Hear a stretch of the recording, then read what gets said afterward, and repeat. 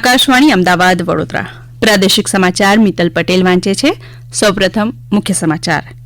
PUC certificate આપવાની વ્યવસ્થામાં પારદર્શિતા લાવવા રાજ્યના 5 જિલ્લાઓમાં પીયુસીસી સોફ્ટવેર 2.0 આવતીકાલથી અમલમાં મુકાશે. રાજ્યના શહેરી વિસ્તારોમાં સ્વચ્છતા હી સેવા અભિયાન અંતર્ગત 316 ટન કચરાનો નિકાલ કરાયો. રાજ્યમાં આજથી બીજા તબક્કાના તમાકુ મુક્ત યુવા અભિયાનનો પ્રારંભ થયો. દક્ષિણ ભારતના જાણીતા યાત્રાધામોના દર્શન માટે આઈઆરસીટીસી વિશેષ ટ્રેનો દોડાવશે. સુરતના કારખાનામાં લાગેલી આગમાં 14 રત્ન કલાકાર દાઝ્યા, 2 ગંભીર. અને દક્ષિણ ગુજરાત અને સૌરાષ્ટ્રમાં કેટલાક સ્થળોએ આવતીકાલે ભારે વરસાદની આગાહી. સમાચાર વિગતવાર. માર્ગ અને પરિવહન મંત્રાલય દ્વારા રાજ્યના આણંદ, બારડોલી, જૂનાગઢ, જામનગર અને મહેસાણા જિલ્લામાં આવતીકાલથી પીયુસીસી સોફ્ટવેર 2.0 અમલમાં મુકાશે. આ મોબાઇલ એપ્લિકેશનથી પીયુસી કેન્દ્રો દ્વારા વાહન ચાલકોને પીયુસી પ્રમાણપત્ર એનાયત કરાશે તેમજ પીયુસી કેન્દ્રના 30 થી 40 મીટરની ત્રિજ્યામાં જ પીયુસી પ્રમાણપત્ર અપાશે. વાહનોના નોંધણી નંબર પ્લેટનો ફોટો, વાહનોનો પીયુસી કેન્દ્ર સાથેનો ફોટો અને વાહનનો 4-5 સેકન્ડનો નાનો વિડીયો બનાવી પીયુસીસી 2.0 સોફ્ટવેરમાં અપલોડ કરવાનો રહેશે. ત્યારબાદ જ પીયુસી કેન્દ્રો સંબંધિત વાહનોનું પીયુસી પ્રમાણપત્ર આપી શકશે. ઉલ્લેખનીય છે કે મંત્રાલયે પીયુસી એટલે કે પોલ્યુશન અંડર કંટ્રોલ પ્રમાણપત્ર જાહેર કરવાની વ્યવસ્થાને પીયુસીસી સોફ્ટવેર વર્ઝન 2.0 થી અદ્યતન કરી છે.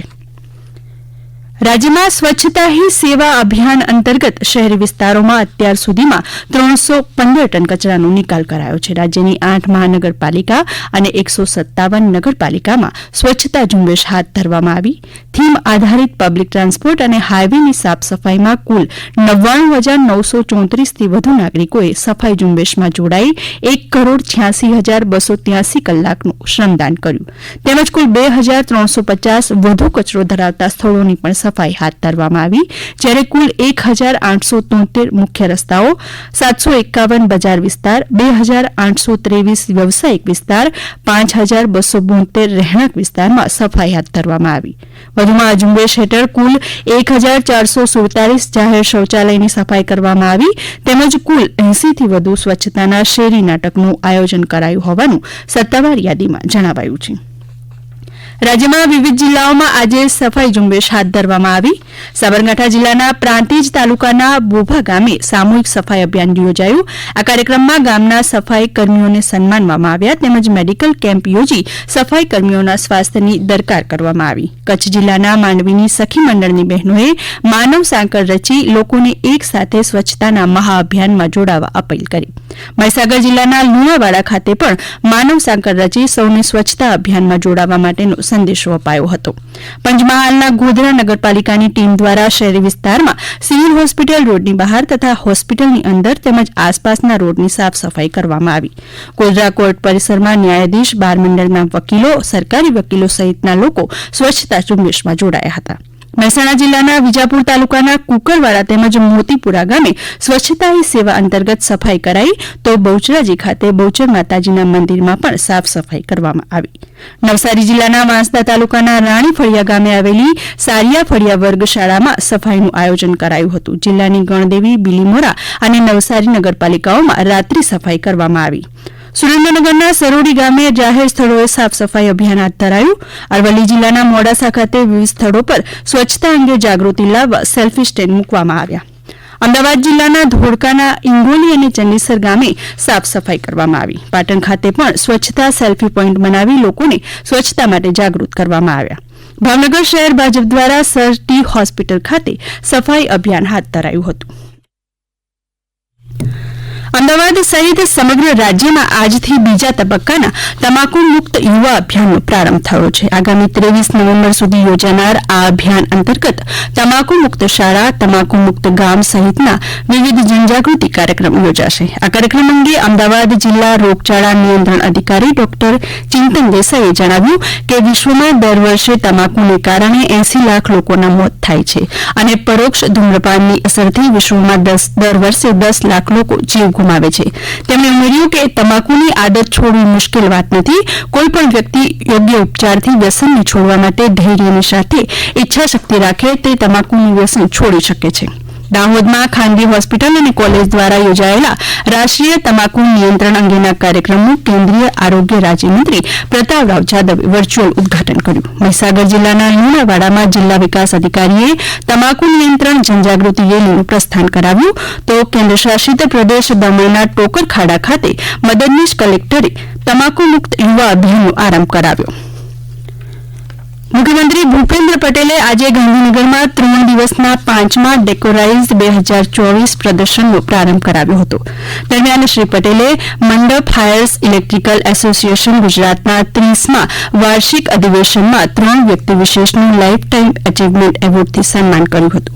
આ પ્રદર્શનમાં વિવિધ રાજ્યની 250થી વધુ ડેકોરેશન અને ઇવેન્ટ કંપની પોતાના નવીન ઉત્પાદ સાથે ભાગ લેશે. ડેકોરાઇઝ વેલફેર એસોસિએશન અમદાવાદના સહયોગથી યોજાયેલા પ્રદર્શનમાં લગ્ન, વ્યવસાયિક, સરકારી અને ધાર્મિક સામાજિક પ્રસંગમાં આ નવીન પ્રોડક્ટ અને નવીન ઉત્પાદનના ઉપયોગ અંગેનું નિદર્શન લોકોને જોવા મળશે. ભારત સરકારે ગીર સંરક્ષિત વિસ્તારોની આસપાસના વિસ્તારને પર્યાવરણ માટે સંવેદનશીલ ઇકો સેન્સિટિવ ઝોન જાહેર કરવા માટે ડ્રાફ્ટ નોટિફિકેશન બહાર પાડ્યું છે.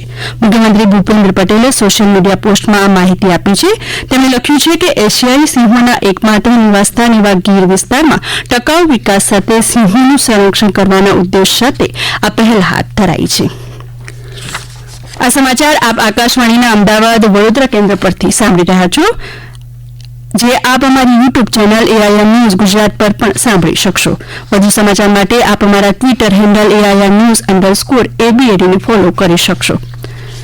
ભારતીય રેલવે અને IRCTC દ્વારા દેખો અપના દેશ અને ભારત ગૌરવ ટ્રેન અંતર્ગત દક્ષિણ ભારતના જાણીતા યાત્રાધામોના દર્શનાર્થે 17 થી 27 ઓક્ટોબર દરમિયાન વિશેષ ટ્રેન શરૂ કરાશે. IRCTCના વરિષ્ઠ નિરીક્ષક પ્રવાસન શુભમ આર્યે વડોદરા રેલવે સ્ટેશન પર પત્રકાર પરિષદ સંબોધતા આ માહિતી આપી હતી. 3 पैकेज कैटेगरीज हम लोगों ने रखी है, जिसमें स्लीपर की फैसिलिटी भी है, थर्ड AC भी है और सेकंड AC भी है. ये एक कॉम्प्रिहेंसिव पैकेज है जिसमें आपको खाना पीना घूमना फिरना सारी फैसिलिटीज आपके पैकेज में ही कवर होती है. इसमें जो 3 श्रेणी रखी है उसके अनुसार आपकी जो पैकेज फैसिलिटीज है वो डिफर होती है. EMI की इसमें फैसिलिटी इंट्रोड्यूस करी गई है जो आप ऑनलाइन बुकिंग के तहत ही वो आपको फैसिलिटी मिल सकती है, जिसमें हमारे जो भी पार्टनर बैंक है आप उनके साथ 3 महीने 6 महीने से 12 महीने तक के आप ऑप्शन ले सकते हैं. બોટાદ જિલ્લામાં રહેતા રત્નકલાકાર માટે આયુષ્માન ભારત યોજના આશીર્વાદરૂપ સાબિત થઈ છે. તેમને કર્કરોગ જેવી ગંભીર બીમારી થતાં સરકાર તરફથી સહાય મળી હતી. તેમણે આયુષ્માન યોજના અંગે આ પ્રતિભાવ આપ્યો હતો. મારું નામ ઘનશ્યામભાઈ કાળુભાઈ પરમાર છે. હું વેચાણ હીરાનો ધંધો કરું છું. મને ટેન્શન ની તકલીફ થાય ને બહાર એટલો મોટો ખર્ચો થાય છે એટલે મને ખબર પડી કે આયુષ્માન કાર્ડમાં આ વસ્તુ સરકારની થાય છે એટલે મેં આયુષ્માન કાર્ડ નો ઉપયોગ કર્યો એટલે મને એમાં 3 લાખની સહાય મળી છે. આ લાભ મને મળ્યો એ ખૂબ ખૂબ ધન્યવાદ અને આભાર છે મારો. સુરતના કતારગામ વિસ્તારમાં આવેલી એક ડાયમંડ ફેક્ટરીની ગેસ પાઇપલાઇનમાં અચાનક વિસ્ફોટ થયા બાદ આગ લાગતા 14 રત્ન કલાકાર દાઝ્યા હોવાની પ્રાથમિક વિગતો બહાર આવી છે. ફાયર બ્રિગેડના કાફલાએ ઘટના સ્થળે પહોંચી આગ પર કાબુ મેળવવાની કામગીરી હાથ ધરી હતી. અમારા પ્રતિનિધિ લોપા દરબાર જણાવે છે કે આજે બપોરે બનેલી આ ઘટનામાં ફેક્ટરીની પેન્ટ્રીમાંથી પસાર થતી ગેસ પાઇપલાઇનમાં ધડાકો થયો હતો. આગની ઝપેટમાં આવતા ગંભીર રીતે દાઝી ગયેલા 2 રત્ન કલાકારોને સારવાર અર્થે નજીકની હોસ્પિટલમાં ખસેડાયા હતા. રાજ્યના હવામાન વિભાગે આવતીકાલે દક્ષિણ ગુજરાતના ડાંગ, નવસારી, વલસાડ, કેન્દ્રશાસિત પ્રદેશ દમણ, દાદરા અને નગર હવેલીમાં ભારેથી અતિભારે વરસાદની આગાહી કરી છે. જ્યારે સૌરાષ્ટ્રના ભાવનગર, અમરેલી અને ગીર સોમનાથ જિલ્લામાં તેમજ દક્ષિણ ગુજરાતના નર્મદા, સુરત અને તાપી જિલ્લામાં છૂટાછવાયા સ્થળોએ ભારે વરસાદની સંભાવના છે. રાજ્યમાં આજે સવારે 6 વાગ્યાથી સાંજના 6 વાગ્યા સુધીમાં 32 તાલુકાઓમાં હળવોથી મધ્યમ વરસાદ નોંધાયાના અહેવાલ છે. સત્તાવાર આંકડા મુજબ વલસાડ અને ચીખલી તાલુકાઓમાં સૌથી વધુ 1 ઇંચ વરસાદ વરસ્યો, જ્યારે આ સિવાયના તાલુકાઓમાં 1 ઇંચથી ઓછો વરસાદ નોંધાયો છે. હાલમાં રાજ્યમાં 154 બંધ હાઈ એલર્ટ, 12 બંધ એલર્ટ પર અને 8 બંધ ચેતવણી પર રાખવામાં આવ્યા છે. વલસાડના અમારા પ્રતિનિધિ નવીન પટેલ જણાવે છે કે વલસાડ તાલુકામાં 1 ઇંચ વરસાદ નોંધાયો હતો. કેન્દ્રશાસિત પ્રદેશ દાદરાનગર હવેલી અને દમણ વિસ્તારમાં મેઘમહેર થતા ડાંગરના પાક પર નપતા ખેડૂતોને વરસાદ આશીર્વાદરૂપ નીવડશે એવી શક્યતા જણાઈ રહી છે.